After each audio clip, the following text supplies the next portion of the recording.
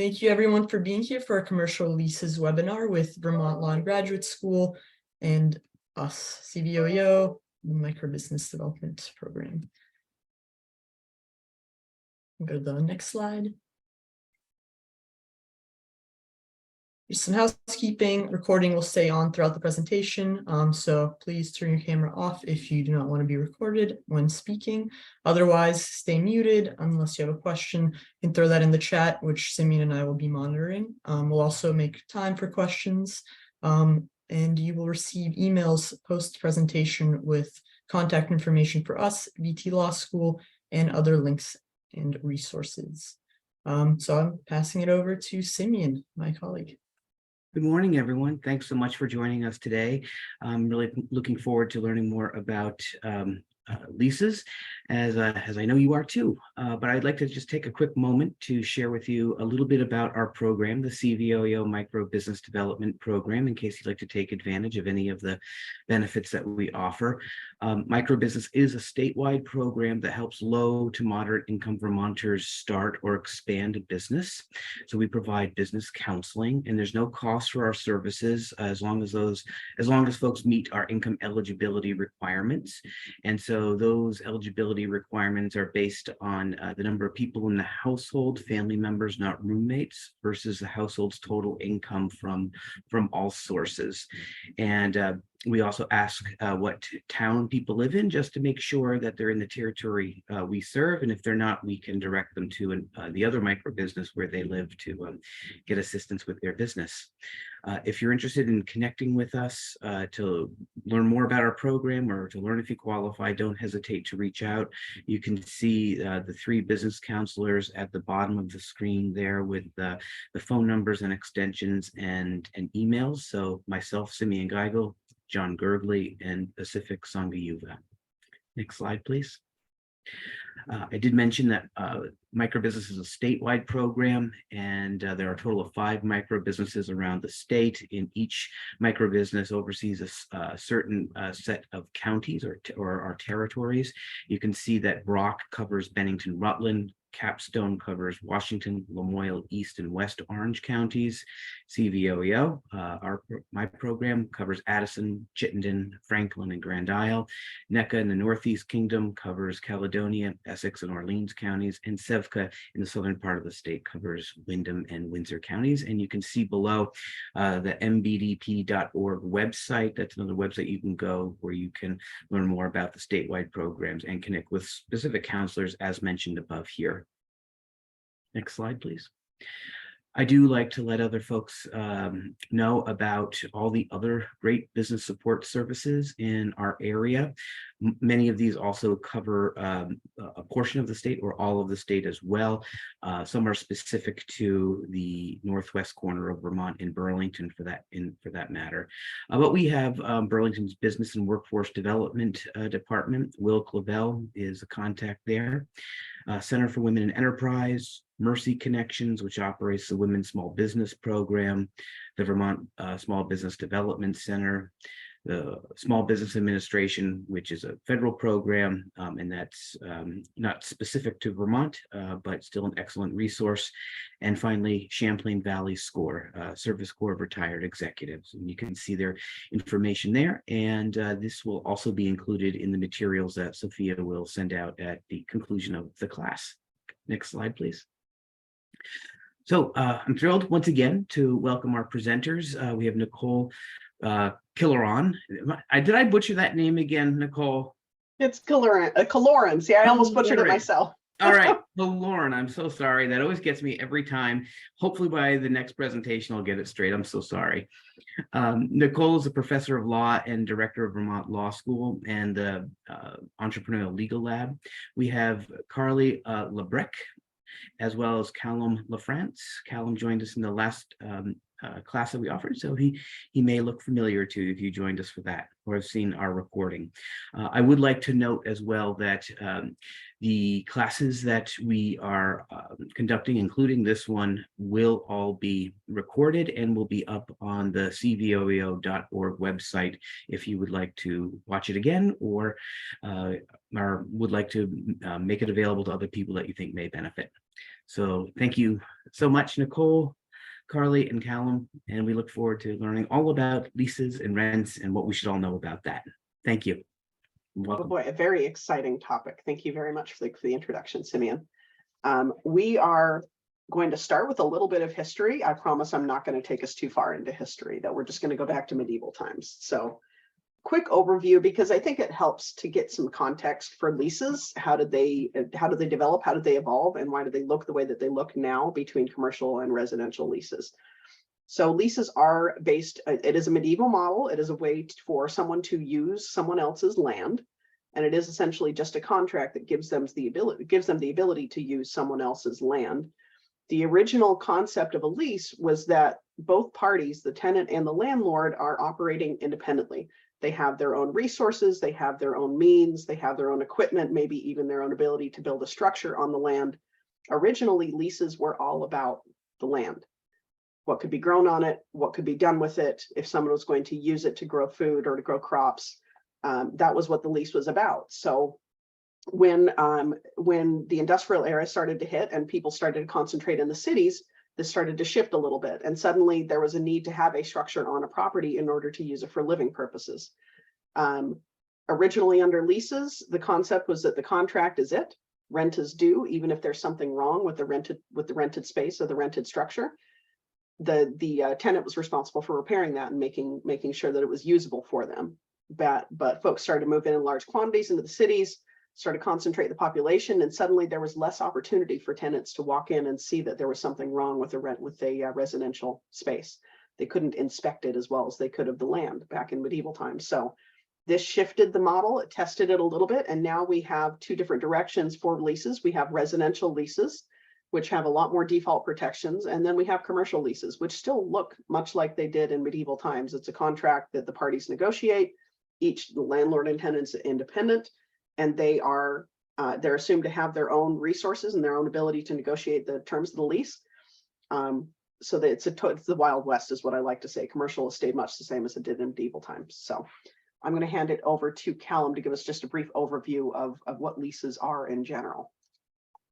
Hey everybody, so what is a commercial lease? It is an agreement, is a contract for a business to rent an office space or business property from a landlord.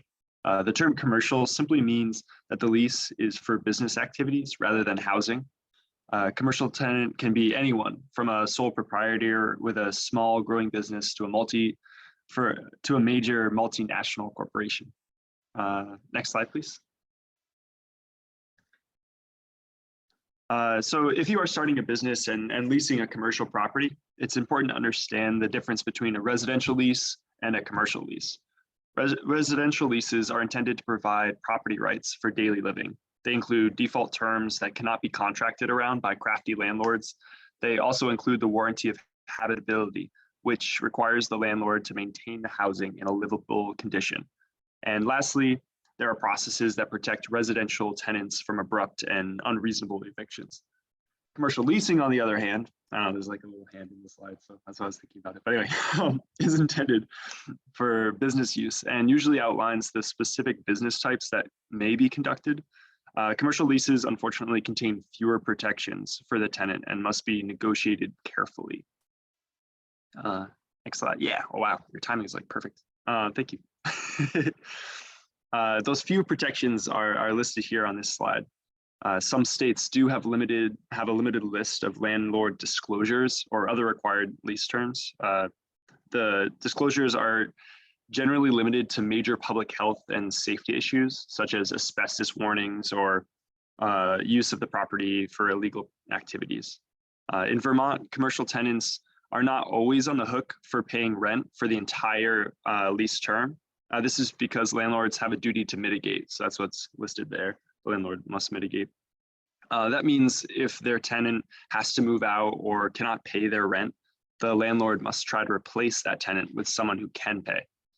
And commercial tenants also have the covenant of quiet enjoyment. This doesn't mean you have to be quiet while you're there. It means that it's an implied term in every lease that the tenant shall have quiet and peaceful possession of the lease premises against the leaseor, the landlord. The covenant also provides the right to exclude others from the property, but in a commercial lease, that can be modified. And I'm gonna hand it off.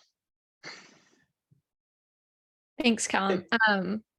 So there are some common types of commercial leases that you should know about, because they don't necessarily look just like a residential rent payment where you pay once a month and it looks the same every month for the year. It can change. So net leases are kind of like owning the property, but you don't actually have legal title. There are lease agreements where the tenant pays for rent and can pay for other costs associated with the property. So these agreements can include that the tenant has to pay for expenses like insurance, property taxes, utilities, maintenance and repairs, and other operational costs. So for a single net lease, the tenant will pay rent and one of the other categories. So they'll pay rent and taxes or rent and insurance. In a double net lease, the same way, the tenant will pay two of the three different things. So they'll do rent and taxes insurance, or rent and taxes and repairs, things like that. And then in a triple net lease, the tenant pays for all of that on top of rent. This kind of shifts all of the risk onto the tenant and off of the landlord, as a way to encourage landlords to kind of invest in struggling properties that need a little bit more upkeep, because the tenant will then be paying that. You'll often see that these leases, sometimes the rent price is a little bit lower because then you're also incurring all of these costs on top of it. However, those costs can be really expensive, so the low rent might not compensate for that. Yeah, and that would be a low base rent anyways. It is. Triple net leases are extremely common. They're one of the most common types of leases for commercial leases that you might see in Vermont, at least in most parts of the country, and they are very onerous on the tenant. So have to be negotiated very carefully. A couple more types of leases. So we have a percentage lease. This is a type of lease where you pay your base rent plus a percentage of the revenue you've earned while doing business on the premise. So this percentage is added on top of your base rent. However, like a net lease, sometimes that base rent is set a little bit lower on the standard lease, so it makes it kind of more attractive for tenants. It's an easy way for a startup to kind of get into a commercial space because you start out with a lower revenue, so you're not paying a huge percentage on top of that rent. However, once you're bringing in a lot more revenue, it might not be the most ideal type of lease for you. Then we have our fully serviced lease. This is a lease where it looks more like your residential one. The tenant only pays your base rent and the landlord is kind of responsible for all those other costs. It often also contains an expense stop. So that's a point where the tenant becomes responsible for contributing to those additional costs. So if you have a really high utility bill one month because of some reason, you might be forced to pay some of that added utility cost if you have that expense stop. Okay, we'll move to the next one. So some common terms to look at in a commercial lease that we want to go over, so you have kind of some stuff going in. I see it. Simeon has a question. We're raising your hand. Simeon has the best questions. Go ahead, Simeon. Hi, is it okay if I break in with a question, or Please should do. I meant to say that at the beginning. Anybody who wants to post it, we only have like 4 people here, so please do break in and ask questions. Oh, great, thanks. So would you mind just bouncing back to the previous slide? Mm-hmm. Thank you. I'm curious, just some follow-up questions around percentage lease. One question is how prevalent or typical is that compared to the other lease option, and what is, if you know, like what is maybe an average amount of profits that they may take or expect to pay with that example, and what is provided to the landlord to determine what the sales were, and is that net profit or gross? Good question. So got that. Yeah, I got this. So I don't actually know. So I'm going to ask you, Carly, if you can look up the typical percentage, because I don't know the answer to that question. So I mean, it's a good one though. So typically, I see the most of triple net leases. It's the easiest for the landlord. It shifts all the costs onto the tenant. It's very common to have that. It's very common, especially for folks who own multiple properties. They like to lean into the triple net leases. It's just an easier way for them to shift those costs. It also, like Carly said, it encourages investment in properties. So it might be easier to encourage folks to come and put a little bit of money into a property if they know that the cost for that property, the taxes and the upkeep are going to be paid by the tenant. So investment vehicle too. Typically, I think it's calculated off of gross revenue. They want to have a piece of the gross before it gets to net. But I don't know what the percentages are. Were you able to find that, Carly? It's usually about 7%. Yeah, that makes sense.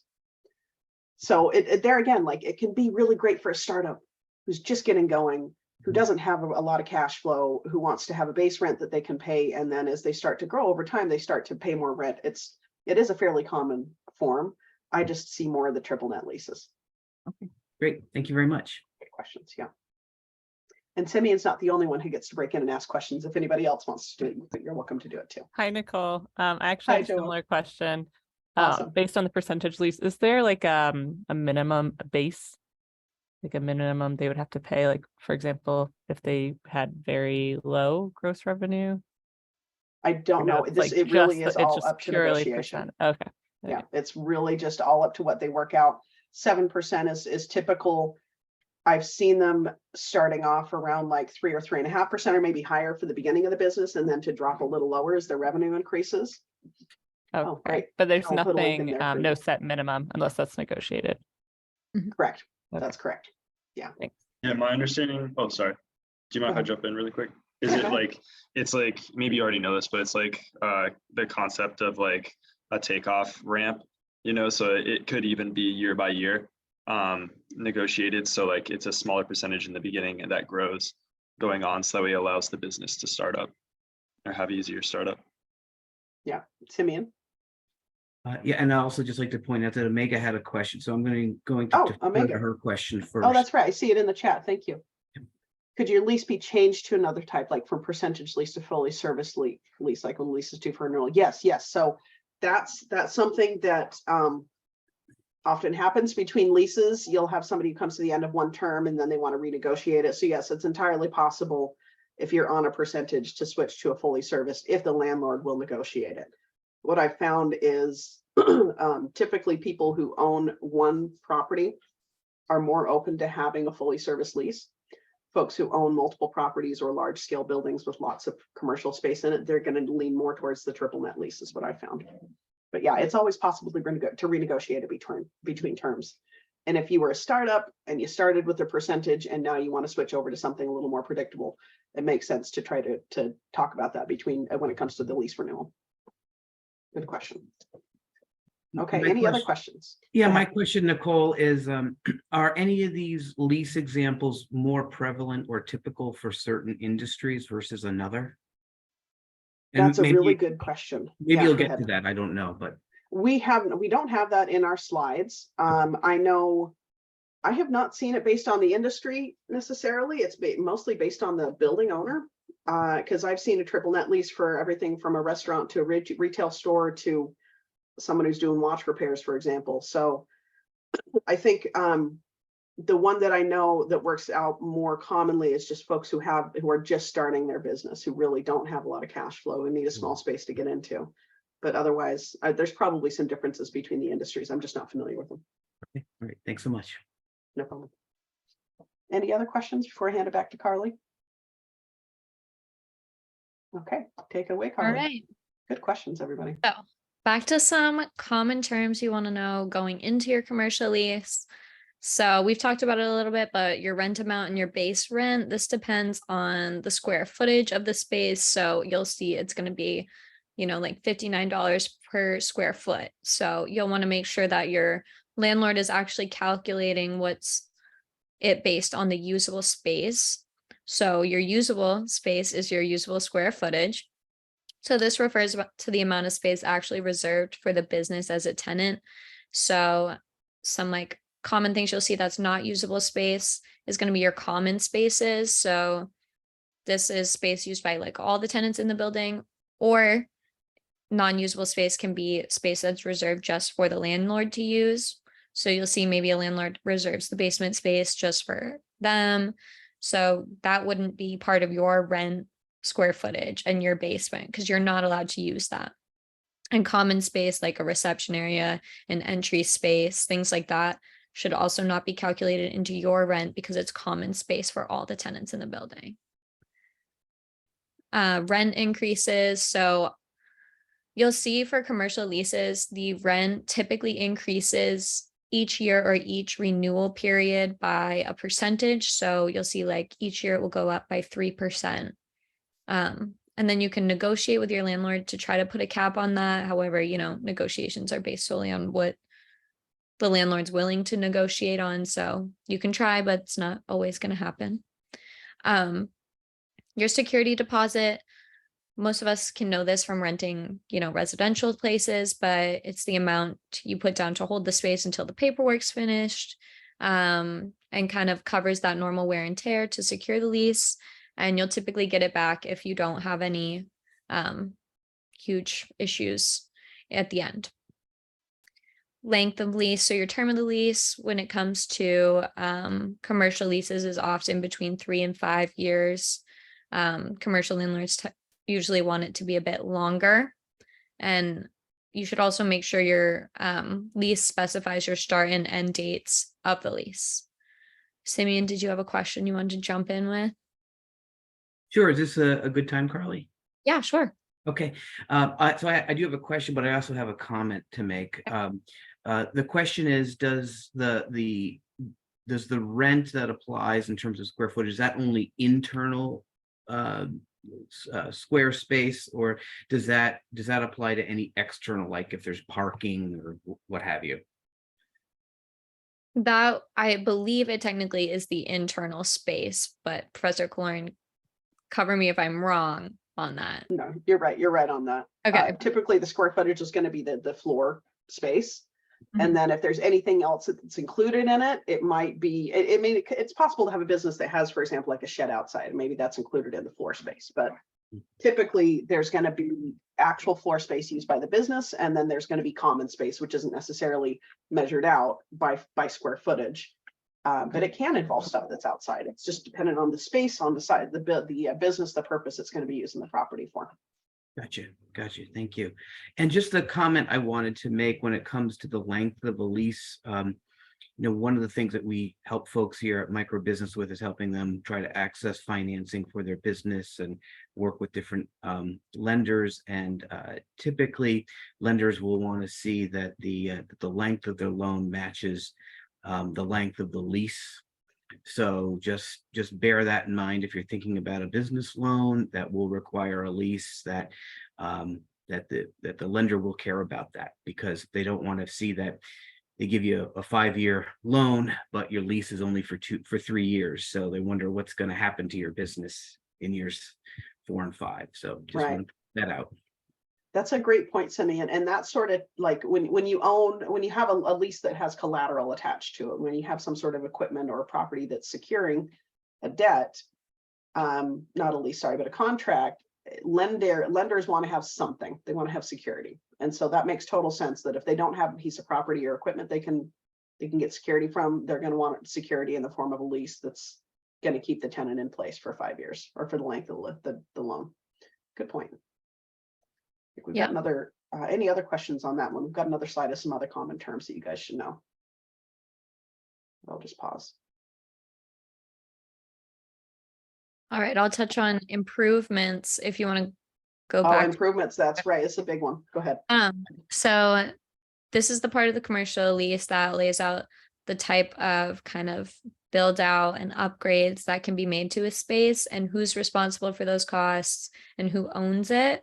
So for example, we were talking earlier, a big one that you'll see is like walk-in freezers for restaurants, adding that into the space. It's technically like a fixture. So are you paying for that? Do you get to keep it when you leave? Do you get to take it with you? So you want to make sure that you see if you're making these improvements, do you get to keep them when you leave? Do you pay for them? Or if the landlord pays for them, do they keep it when they leave? Things like that. So it's really important to make sure you know if you're adding things in that you get to keep them or you don't. So grant of lease, this is the moment when the property is kind of handed over to you and the keys are given to you. Our commencement date, that is when the tenant takes over the property. So that's usually like the first day you become responsible for paying rent and maintaining that rental property. Obligation to repair. So what types of repairs, your landlord's obligated to make and which repairs you're obligated to make. That'll often be a section in the lease that covers repairs, so you know who is responsible for what. Indemnity. So this essentially, if it's indemnity by the tenant, it removes all liability from the landlord in the event of an injury, loss, claims of damage, unless those are direct acts or omissions by the landlord's part. So, for example, if someone gets injured on the premise of your business or in the course of business, it often says that if the landlord then gets sued, the tenant agrees to protect the landlord from that.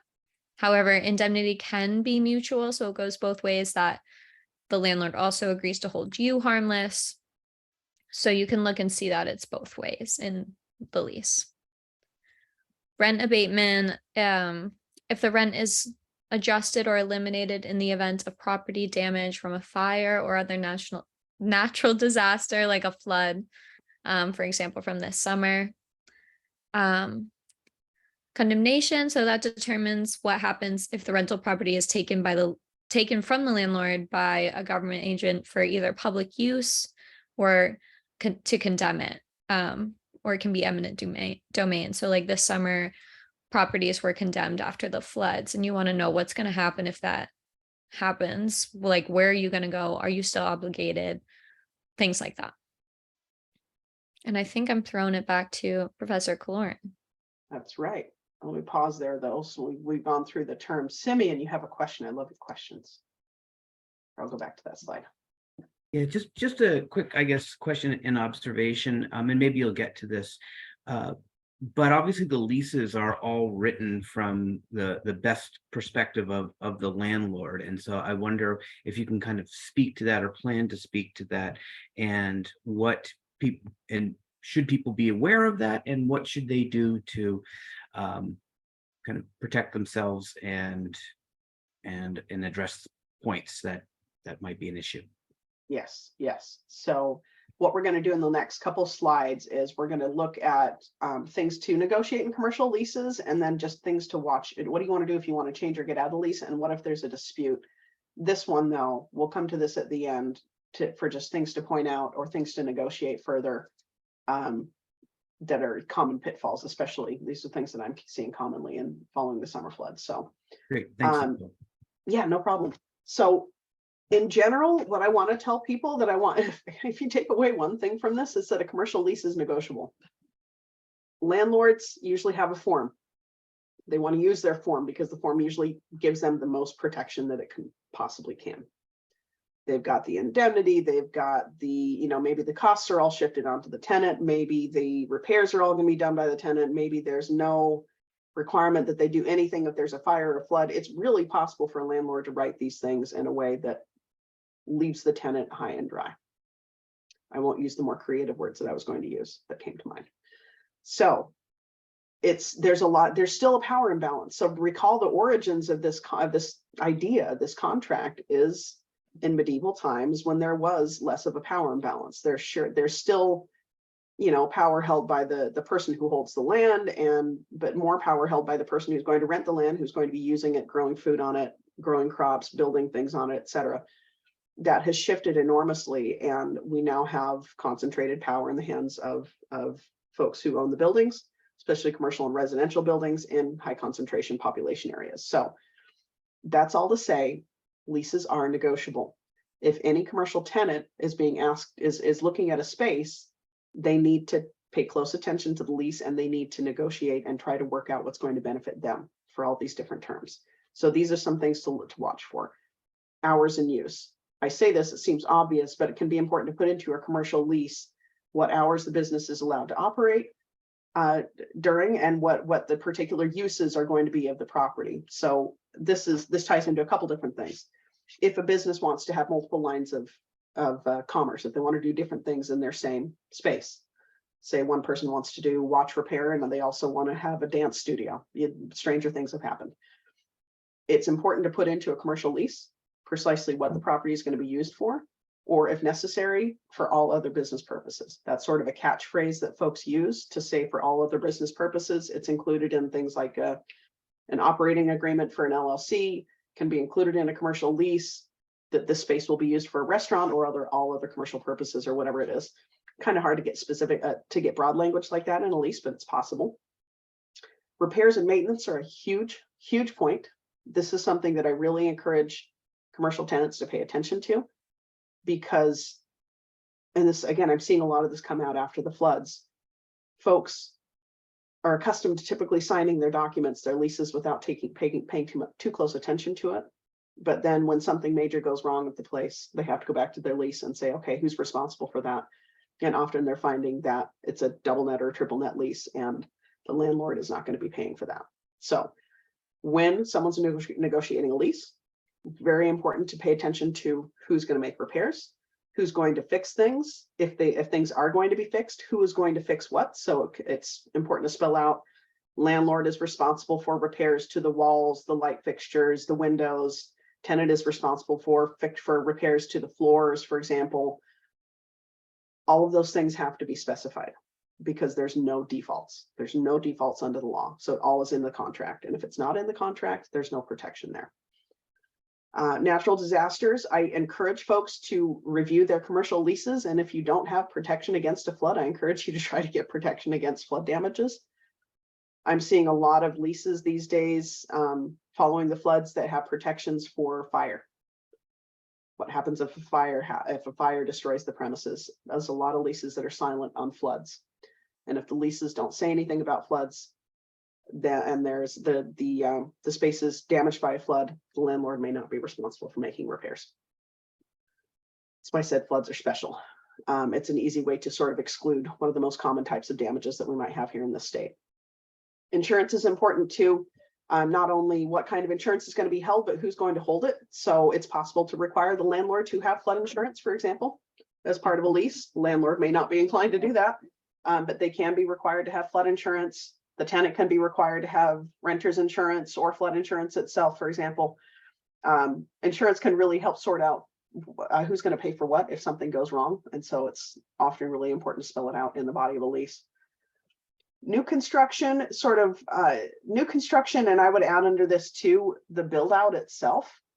It's very important for a commercial tenant to make sure that exactly what they want in the space is going to be there when they move in. An example I saw from this last season was someone who looked at a draft lease that said that the landlord would be responsible for the walls and the windows and the floors. And then the lease that was actually signed, because there was edits between drafts, the lease that was actually signed said the landlord is responsible for primer, which means the tenant is responsible for everything else. This down to the molding at the bottom of the wall, not just primer, paint, light fixtures, all the stuff. So it's this stuff. It happens. Landlords sometimes catch people who are unaware, who don't look at their documents too closely. Landlords will sometimes take advantage of that situation. They may also just be people who are operating and trying to get a deal out of their space too. So cut them some slack. They're not always evil, but there is quite a bit of potential for landlords to take advantage of that negotiation process and put in what they want. So tenants, pay attention. These last three, early termination can be important. If there's a need to end the lease, it's important to spell out why, what conditions it can be ended in the lease itself. And if there's an early termination, if there's any consequences for ending the lease early, that's important to spell out too. Subleasing, if somebody has a space and they want to sublease the space to another commercial tenant, that's usually got to be in the agreement itself, because otherwise it's not necessarily allowed and the landlord can say no. This last one I really has become, I'm seeing it more often right now. Folks are moving through the flood. They're not in the phase of, is there going to be repairs to their commercial space? They're in the phase now of, okay, the landlord says it's fixed and they want me to get back in that space, but there's mold in the walls. So self-help and reentry is what we call the landlord's ability to change the locks on a commercial space and come in and take it over. That is not allowed in residential leases. There is a strict landlord must give 48 hours notice in most circumstances to enter a residential tenant space. There's a strict requirement that a residential landlord has to have a court order to be able to walk into someone's home if they're renting it. Nothing in place for commercial leases. So if the landlord's writes into the lease that in the case of default, non-payment of rent, break some of the terms of the lease, the landlord writes in there in the event of default, they can re-enter. That means they can walk into the space, they can change the locks, and they can exclude the commercial tenant. They can kick them out. So really big point to negotiate. If you don't want that remedy to be available to your landlord, you've really got to ask them to take it out of the lease. Otherwise, it's going to be in there and it's possible for them to take that action. I'm going to pause there because that was kind of a lot of information. Any questions?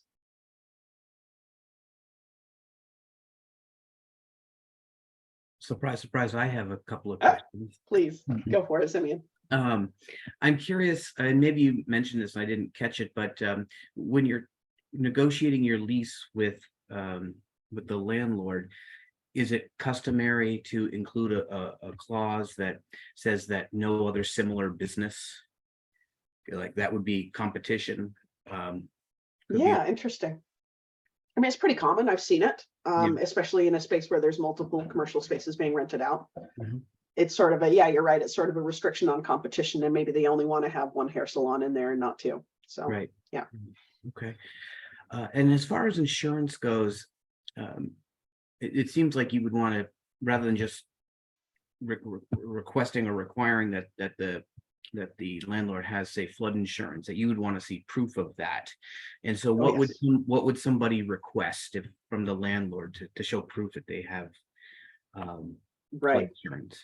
Right. So that there's typically going to be a certificate of insurance. So that's actually some fairly common language written into an insurance requirement in a lease, Simeon, that you point out. I'm sure you've seen it before. Is not only carry insurance, but provide proof as under, that'll be like yearly proof of insurance or proof of renewal or something like that. So yeah, there will often be written into the lease itself. How do we confirm that that obligation is being met? Great. Thank you. Those are all the questions I have. Anybody else?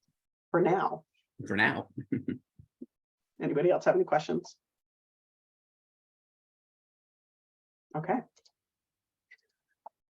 So what do you want to do? What do you do if you want to get out of a lease or you want to change the lease? This sort of goes to Omega's question. Can you change a lease between terms? Yes, you can, right? So we already addressed that. You can change the terms of a lease. You can renegotiate it. You can get a new lease written up between the terms if there's a renewal. It is always possible to break a lease. Callum covered the requirement that landlords mitigate. A landlord has to make reasonable efforts. They have to do something to try to find someone to put in the space if a tenant leaves. The idea is that a landlord cannot simply let the lease run and gather and claim that they're owed the rent that's due. They have to do something to try to reduce their losses. So that's one of the only things that's default under the law. It's one of the only things that the courts will enforce in a commercial lease. The landlord doesn't just get to sit on their rights and collect money. So the landlord is possible or is capable of suing for unpaid rent.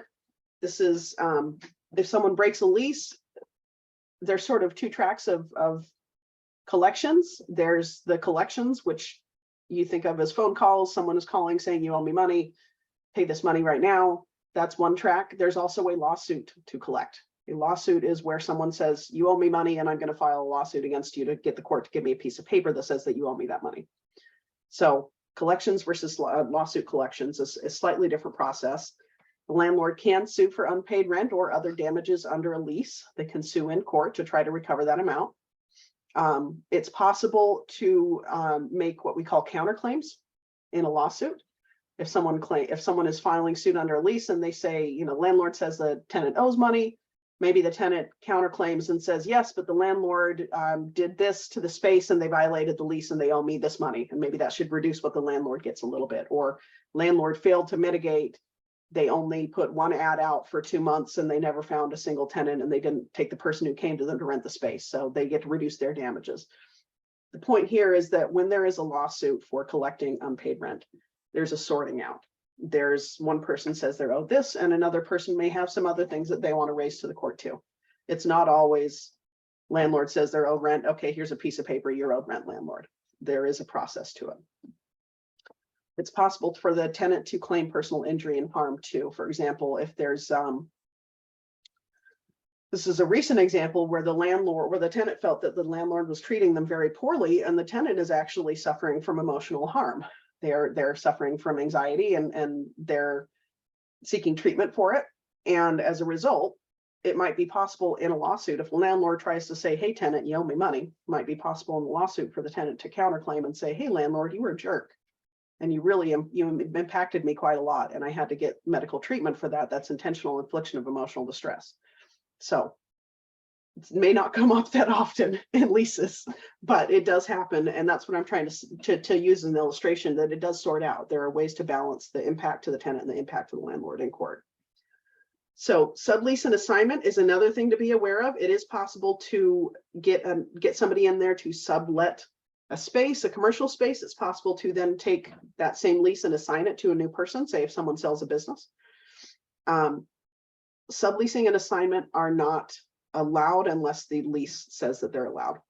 So there again, it has to be written in, and it's usually going to have terms that say something like landlord shall not unreasonably withhold permission to sublease, or landlord shall not unreasonably withhold permission to assign to another tenant. Just watch for those. It's possible to negotiate those. It's possible to get somebody in to take over the lease if it says that they can in the lease. If there is a purchase on the landlord part, if somebody comes in and buys the landlord's property, there's usually going to be an assignment clause that's in the lease. It usually goes one way. The landlord can assign to a new purchaser. Tenant may not necessarily be able to assign to a new purchaser. It's usually more restrictive that way. And then modification, it's always possible to modify the terms of a lease when a person is in the lease itself.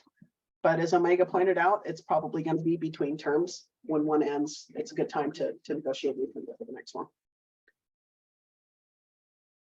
So what if there is a dispute? What happens? This is where we're talking about collections a little bit. Non-payment of rent. Collections is one option, to just simply make phone calls and demand that somebody pay money. I also want to point out that it's that a landlord can report to the credit bureaus to claim that there is unpaid amounts owed under a lease. That is something that the landlord has to do, though. Most folks don't realize that anybody who's owed a debt has to actually contact the credit bureaus and report to the credit bureaus to be able to put that on a person's credit report. It doesn't happen automatically. So it's possible for a landlord to do that, to claim that there's a debt owed, but it's also something they have to do, and they don't always do it, as I found out. So collections and or eviction, it's possible if there's no reentry or self-help clauses in a commercial lease, then typically the landlord is going to have to file a lawsuit to try to evict the tenant. There is, I should say this, there's a default rule in Vermont that says that if there is a breach of the peace, then a landlord may not use self-help measures. So if it's going to be violent, if a commercial tenant is going to cause a ruckus, in other words, when the landlord tries to come in and kick them out of the space, landlord's probably going to have to back up, call the police in and bring them in so that the peace is maintained. But breach of the peace is often a way that tenants can stop a landlord from using those lock changing or the self-help and reentry provisions.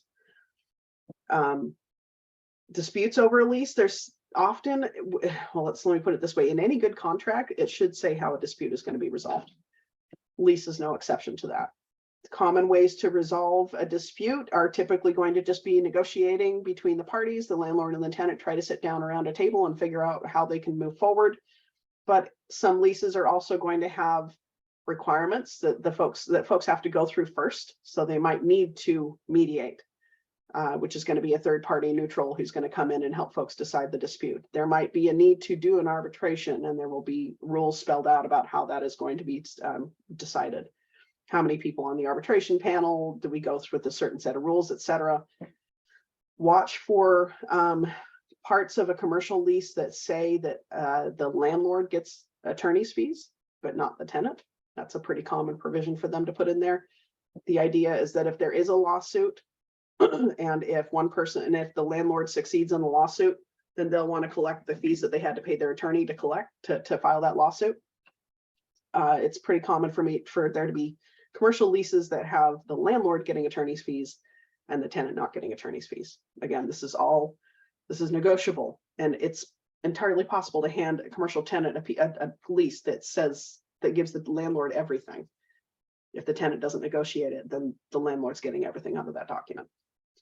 And then finally, counterclaims. We've mentioned this. This is just in a landlord or tenant dispute, if the landlord files a lawsuit and says, I'm owed money, a counterclaim is the tenant saying, hold on a second, you did something wrong too. And I'm gonna claim something against you, landlord. Finally, we've already gone over these pretty closely, but these are just things that I really want folks to watch out for when they're negotiating commercial leases. And even when you're looking at your own lease that you have right now. Casualty. What's going to happen if flood, fire, or climate change happens? Should be spelled out in the lease. Pardon me. If it's not, I really encourage folks to negotiate this into their commercial lease, especially flood, especially right now. If flood is not mentioned, as I said earlier, flood damages are not necessarily covered. If fire or climate change are not mentioned, same thing for that. If there's something is not mentioned in the lease, it may not necessarily be covered if there's a natural disaster. So be specific to the kind of disaster, be specific to the kind of damage. The clauses that I like to see in these commercial leases are the ones that give some sort of a process for if there is flood, fire, etc. Commonly, I'm seeing that landlord has 60 days to notify the tenant of whether they're going to make repairs if the place has been destroyed. And then they've got another 60 days after that to make those repairs. That's a very common one. What I don't like to see is the ones that are completely silent or that just say in the event of a casualty, the landlord has the ability to decide whether or not the lease will continue. It's way disproportionate, puts all the power in the landlord's hands, and it doesn't give the tenant any sort of process or any sort of out if their space is destroyed or if it's not safe. Costs of new construction and build out. Again, I go back to that example of the person who between drafts of a lease, they were obligated to do everything on top of a primer in their commercial space. That's going to be spelled out in the document. Really important to negotiate it. Really important to make sure that the document that is actually signed says what the tenant and the landlord want it to say. And build out is a big part of that. It's common to have in commercial leases a list of equipment that will belong to the tenant, a list of equipment that will belong to the landlord, things that are going to be installed, who owns that. Carly sort of covered that earlier too. It's really important to make sure that if the tenant wants to take it with them afterward, that they have to put it in the lease at the beginning. Personal guarantees are very common. So there is generally a liability shield that comes along with an LLC or a corporation. That liability shield protects the owner of the business from most debts. But the owner of the business can also say, yeah, but I'm going to personally guarantee this debt. And then that removes the liability protection that they might have for the business, for the corporation or the LLC. As you can imagine, though, a lot of landlords want to have a personal guarantee on a lease. If there's going to be a default under the lease, they don't want the business to be the only source of payment. They want the individual owner to be the source of payment as well. So watch out for personal guarantees. It does cut through the liability protections that somebody has when they form a business entity. It's just something to watch out for. And it's possible to have a lease that the owner doesn't have to personally guarantee for. Most often it's going to be a personal guarantee from the owner. Pay attention to how rent increases. We had a few questions about this earlier. Not only how, but how much. Is it a percentage? Is it going to be based on revenue? Is it going to be over time?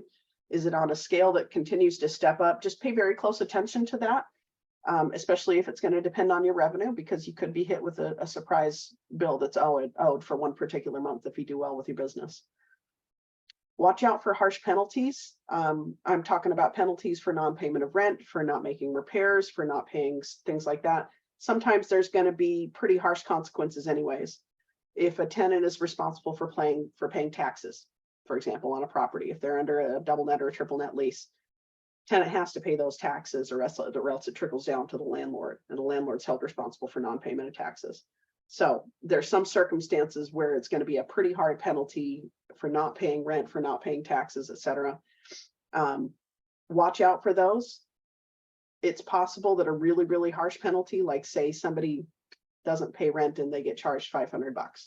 It's possible for some of those to be pushed back against if there's a lawsuit. Like if somebody has $500 charges several months in a row, it's possible to challenge that in a lawsuit. But it's better to look for those things before you get into the lease itself. If there's a harsh penalty, see if you can negotiate it down, or see if you can get the landlord to put something a little more reasonable in there that maybe gives some wiggle room to the tenant. Pay close attention to the self-help remedy for the reasons we've been over before. If it says in the lease that the landlord can walk in and change the locks, the landlord can walk in and change the locks if there's a problem. And then finally, payment of insurance, taxes, maintenance. We've already gone over that too. Just make sure that you know what your obligations are, what you're paying for, what you're not paying for under the lease. So that's the end of the content, but I just went over a bunch of information. So I want to see if there's other questions too. I'll open up the floor.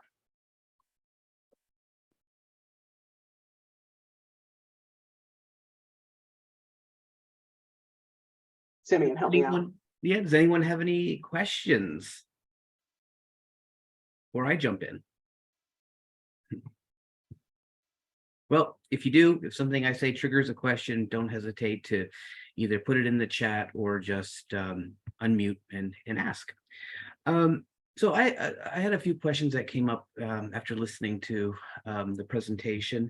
And so these are in maybe no specific order, but as it relates to the subleasing clause, if that is put in there, is the new renter that's taking over the space responsible for the original terms of the landlord-tenant agreement?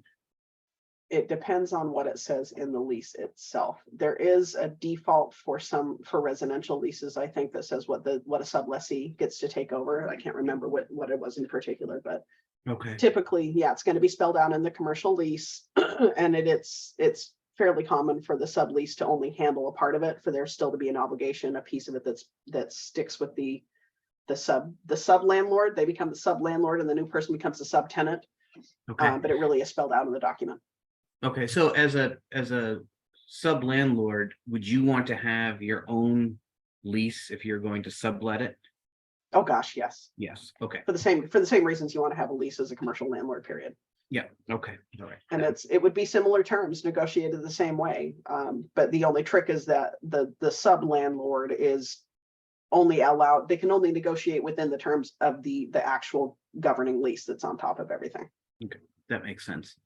There might be a really obvious answer to this question, but I think it's still worth asking. What if the landlord doesn't agree to the things that you want included in the lease? Well, that's their right. Right.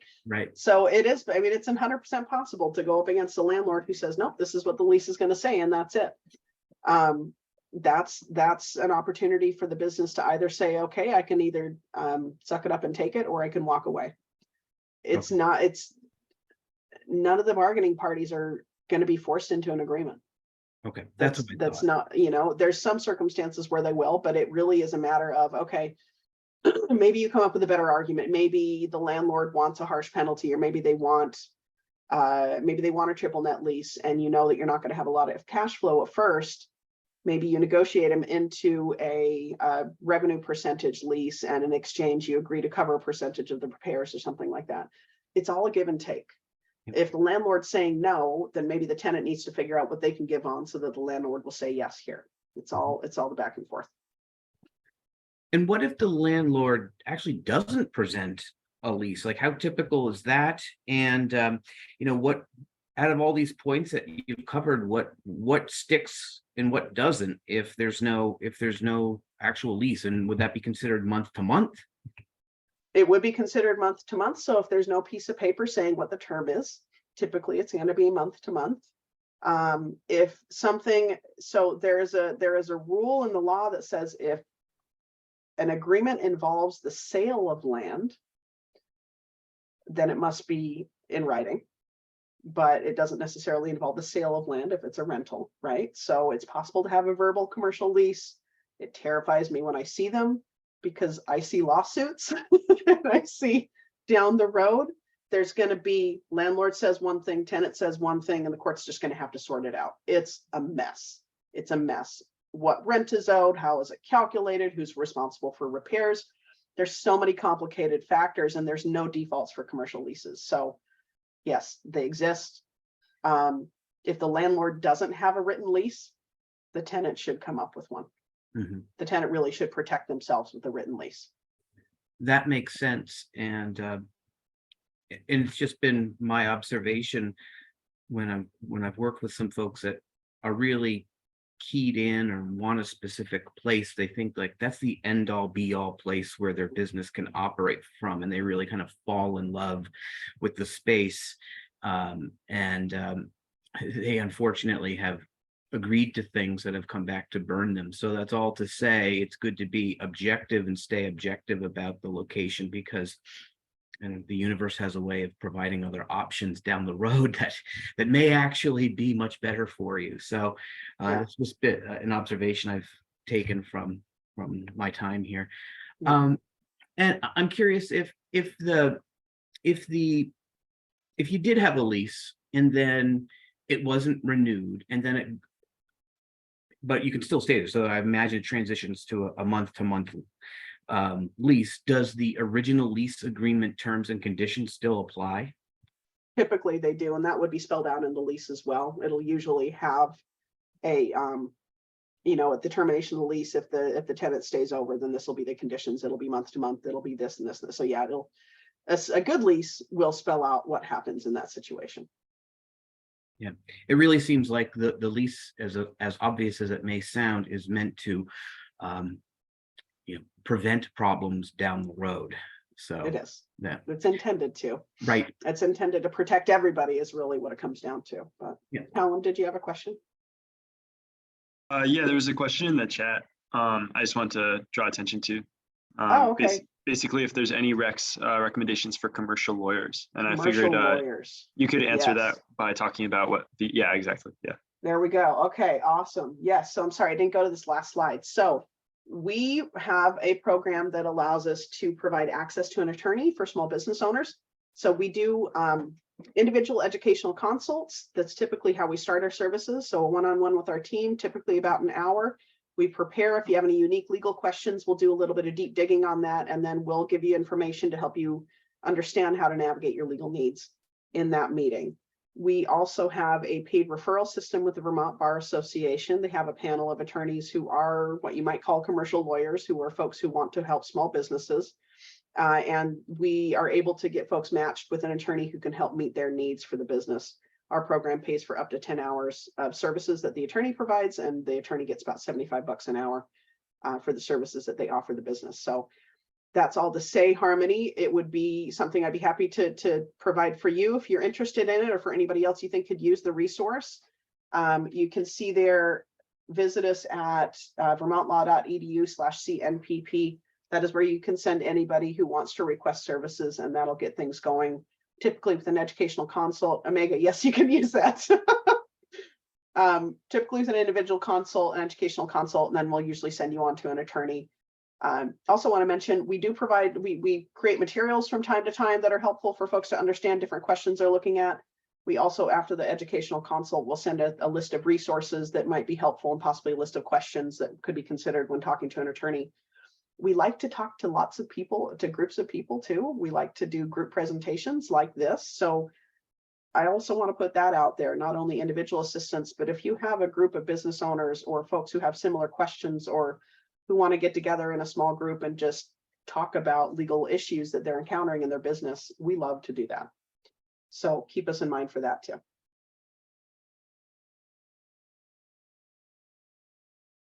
Yes, thank you, Harmony and Omega, for asking that. I will put in my typical plug that I always do in these classes for the Vermont Law School.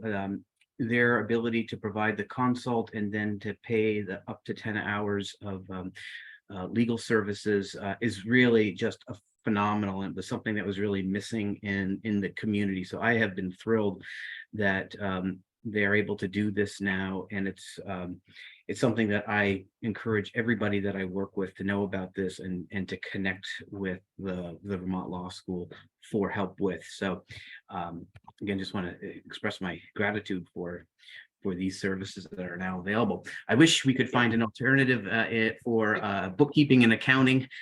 Maybe we will, but anyway, we have to appreciate what we have for sure. And this has just been wonderful. I guess my last question, maybe you can speak to it, and maybe it kind of relates back to a previous class we had on business entities, sole proprietors, LLCs, what have you. And so when it comes to signing a lease, would somebody be signing a lease differently if they are a sole proprietor versus an LLC? Yes, so this actually goes back to the personal guarantee question. If a person is a sole proprietor, that means that the business is themselves, and there is no distinguishment. There's no line between the owner and the business itself. So in that case, the sole proprietor is going to be the responsible party under a lease. So sole proprietor cannot sign on behalf of a business because the business entity does not exist. When a person who is a sole proprietor, who's just employing themselves or doing their own business on their own, when they take that next step of incorporating and becoming an LLC and limited liability corporation or limited liability company, or if they form a corporation, that's when the liability shield steps in. So forming a business entity automatically applies some protections for the owner, so that if the business has a debt, the owner's assets don't get taken to pay the debt. Only the business's assets get taken to pay the debt. That's all to say, sole proprietor is going to be signing with personal liability on a lease, a commercial lease, but it can be negotiated if somebody's in an LLC, whether the owner is going to be personally responsible or if it's going to be strictly the business that's listed on the lease. Does that answer your question? Yes, it does. But I'm curious, in the most practical sense, is there a difference in the way that somebody will actually sign as a sole proprietor versus? Like on the paper. That's, yes, the nitty gritty. Yeah. So there is a difference. So for a sole proprietor, it's typically just going to have their name, but for an LLC, there needs to be on the signature line by the signature line, and then underneath it will say what the authority is for the person who's signing it. So by Simeon Geigel as Chief Financial Officer of XYZ, or as the sole member of XYZ LLC, for example. Yeah, it does change. The signature line has to say what the position of authority is for the person signing it for an incorporated business. Great, thank you. That covers it. And I guess just to put a plug and a tie-in back to a previous class for the folks that are on here and watching this, if you want to know more about business entities, sole proprietor versus LLC, so on and so forth, you can go to CVOEO.org and click on our recorded classes, and you can choose. You can find that there as well as other classes. Cool. Any other questions, folks? We thought we were going to have 2 hours of questions, but we didn't. And even I can't come up with another. I know. So, for what it's worth. Right. Anybody want to talk about anything else? We're here. Any other legal questions that Yeah, might? because we have a bit of time. If anybody has any other legal questions about anything else, we can try to field them.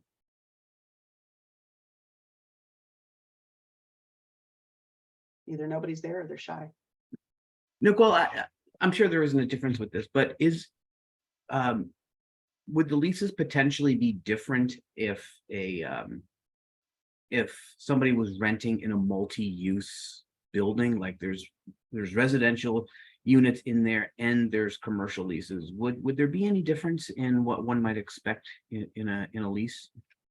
Yeah, no, that's a good question. So typically, what comes to mind for me is that there may be more explicit protection for quiet enjoyment. That was the thing that Callum talked about, that sort of default in any lease, that the person who, thanks Harmony, the person who is renting the space has the right to enjoy it, as the concept. In a mixed use residential commercial, there's probably going to be greater restrictions on folks' ability to have loud noises, the landlord, I'm guessing, probably won't rent to nightclubs and things like that, but I guess they sometimes do underneath residential spaces. The only difference that That I just see really. answered my question. Oh, it did? What was your question? Well, because what I'm currently taking a business course to build a business plan to basically have a type of venue that would be classified as a type of nightclub. It would be a hip hop comedy club that offers other things to you know, that will include other things, which, you know, there will be a music production and recording studio, restaurant and bar, creative education workshops. Oh, cool. It was a gift shop. But because of the hip hop comedy club, I do have to worry about the peaceful enjoyment type of aspect for any lease.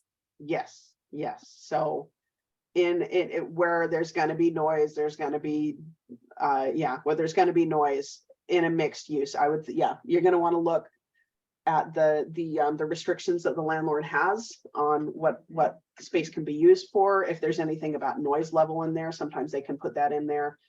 But another thing to pay attention to, Omega, might just be the local zoning. I think you said you're in Burlington, is that right? Yes. It'd I be a was good wanting idea. to take this out of Burlington because I do believe I would unintentionally mess with people's competition. Mm, So, there's that too. yeah, In Burlington, I'll warn you, there's pretty specific land use regulations. So it's a good idea to look at the zoning ordinances for Burlington. We can also, if you wanted, we can so look at those I'm for you. thinking Williston. Williston, right? Or You know of any- regardless. Do you, okay, Burlington, Williston, the South Burlington have some they have detailed land use regulations is what I'll say. So good to be familiar with those. If you wanted to go over those with our team too, we'd be happy to do an educational consult and do some research to look at those for you. yes. I am very interested, please. Awesome. All you got to do is follow that address and fill out an inquiry form. Then it gets you go to me and then I'll see it and we can get you to the right place. Okay. In general though, I would almost, if there's flexibilities to where the location can be for the business, I would look at the land use, the zoning regulations for some towns to see what's more restrictive, what's going to allow more, as well as looking at a lease and what the quiet enjoyment, peaceful enjoyment, as you said, Omega, to look at what it says in the lease there. It's possible too that if there's this mixed residential commercial, it's possible the residential tenants have a lease too that says that there is a nightclub downstairs and there will be noise during these hours. So there's also protection for residential tenants to not have their house disturbed, but that can be a little flexible too. Does that answer your question, Omega? I don't know that we had a question. Yes, thank you. Thank you. Okay.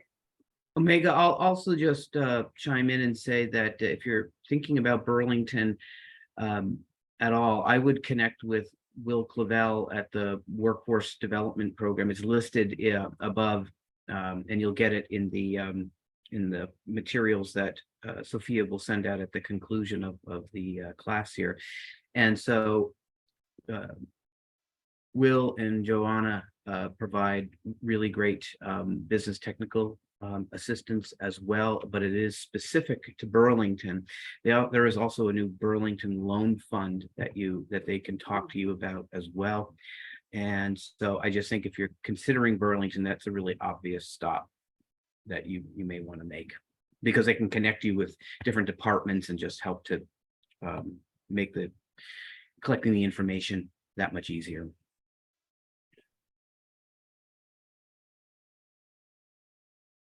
Other questions? Anybody else? We have Omega still hanging out with us.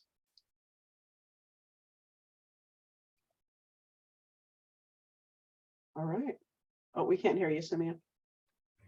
Well, I guess that's kind of fortuitous. I was just saying that I had a question, but I blanked on it. So Oh, no. maybe it'll come back. Shoot. All right. Well, love the conversation, everybody. Thank you very much for coming. I think this was good, and I hope you got what you needed out of it. We're always happy to talk to folks. Just come and find us, and we love our students.